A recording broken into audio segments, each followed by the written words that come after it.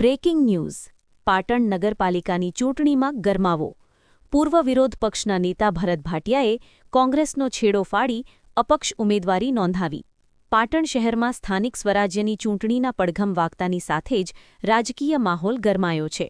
એક તરફ રાજકીય પક્ષો પોતાની રણનીતિ ઘડી રહ્યા છે ત્યારે બીજી તરફ પાટણના પીઢ અને મજબૂત નેતા ગણાતા ભરત ભાટિયા એ કોંગ્રેસ સાથે છેડો ફાડીને અપક્ષ તરીકે ફોર્મ ભરતા રાજકારણમાં ભૂકંપ સર્જાયો છે નગરપાલિકામાં વિરોધ પક્ષના નેતા તરીકે પણ સેવા આપી ચૂક્યા છે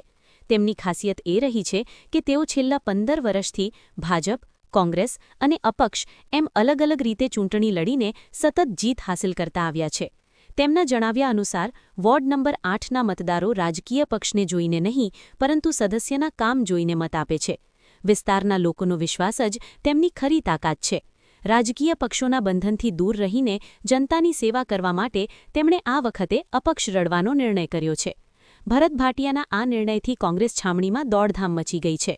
કોંગ્રેસના સ્થાનિક આગેવાનો અને ધારાસભ્ય કિરીટભાઈ પટેલ દ્વારા તેમને મનાવવા અને સમજાવવાના પૂરતા પ્રયાસો કરવામાં આવ્યા હતા જો કે ભરત ભાટિયા પોતાના નિર્ણય પર મક્કમ છે તેમણે સ્પષ્ટપણે જણાવ્યું છે કે તેઓ માત્ર કામના આધારે ચૂંટણી લડશે અને જીત્યા બાદ પણ કોઈ પક્ષમાં જોડાશે નહીં હવે પાટણની જનતા કોના શિરે વિજયનો તાજ પહેરાવે છે અને કોને ઘરભેડા કરે છે તે જોવું રસપ્રદ રહેશે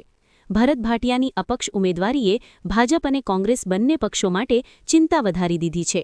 બ્યુરો રિપોર્ટ ઇકબાલ શાહ આજ કા ભારત ન્યૂઝ આગામી મારું રાજકારણ ચલાવવાનું નથી કોઈ પણ રાજકીય પાર્ટી મારે જોડાવાનું નથી ફક્ત અપક્ષ ચૂંટાઈ મારા વોર્ડ વિસ્તારના મતદારો પાટણ શહેરના બધા સગા સંબંધી સેવા કરવાની નગરપાલિકાની કોંગ્રેસના કોઈ રાજકીય નેતા દ્વારા તમને મનાવવામાં આવ્યા સ્વાભાવિક છે કોઈ પણ રાજકીય પક્ષનો આગેવાન એના પક્ષથી વિલુપ્ત થતો હોય અથવા દૂર થતો હોય તો રાજકીય પક્ષના ધારાસભ્ય હોય જિલ્લાના હોદ્દેદારો શહેરના હોદ્દેદારો અને રાજકીય સામાજિક આગેવાન પણ મનાવવા માટે આવ્યા હતા પણ મારું એક નક્કી છે આ વખતે અપક્ષ લડવું શું સ્ટેન્ડ રહેશે જીતીને આવશો તો જીતીને પાટણની પ્રજાની સેવા કરવાની કયા પક્ષમાં જોડાશો જોડાવાનું નથી મારે ફક્ત રાજકીય સંન્યાસ છે આપણો નગરપાલિકા લેવલે સેવા કરવાની છે ફક્ત કેમ સંન્યાસ કેમ લીધો રાજકીય બસ હવે રાજકારણ મારી ઉંમર થઈ ગઈ બહુ ચલાવવું નથી રાજકારણ